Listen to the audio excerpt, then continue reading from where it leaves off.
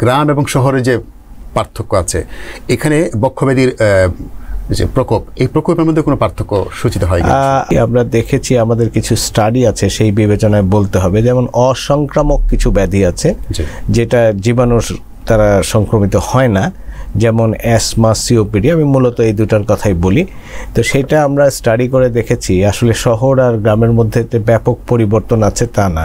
শহরে যে সমস্ত ট্রিগার ফ্যাক্টর আছে, গ্রামের ট্রিগার ফ্যাক্টর ভিন্ন হলেও অন্যান্য ট্রিগার ফ্যাক্টর বেশি আছে। যেভাবে বসবাস করা হয়, বায়োমাস যেগুলো যে লাকড়ির চুলা বা মাটির চুলা ব্যবহার করা হয়, বিভিন্ন অস্বাস্থ্যকর পরিবেশে অবস্থান করা হয়, এগুলো বিবেচনায় মোটামুটি কাছাকাছি শহর এবং গ্রামের এই বক্ষব্যাধির সংখ্যা। আর যদি আপনি বিবেচনা করেন যে সিওপিডি, তাহলে সিওপিডি আপনি জানেন গ্রামের ব্যাপক জনগোষ্ঠীর তামাক জাতীয় দ্রব্য এবং সিগারেট গ্রহণ করে থাকে, তার বিবেচনায় সেখানেও কিন্তু এই সিওপিডি রোগীর সংখ্যা অনেক বেশি, শহরেও তাই। আর একটা যদি আসেন সেটা হচ্ছে যক্ষ্মা। যক্ষ্মাও শহর গ্রাম নির্বিচারেই কিন্তু সমানভাবেই আক্রান্ত হয়। তবে শহরের কিছু কিছু জায়গা, যেমন কারখানা বলেন, জেলখানা বলেন, বা অন্যান্য জায়গাতে একটা অনেক জনগোষ্ঠী একসাথে মানে সম্পৃক্ত থাকে কাজে, সেখান থেকে ছড়িয়ে যেয়ে তাদের একটা ব্যাপক অংশ যক্ষ্মা আক্রান্ত হয়।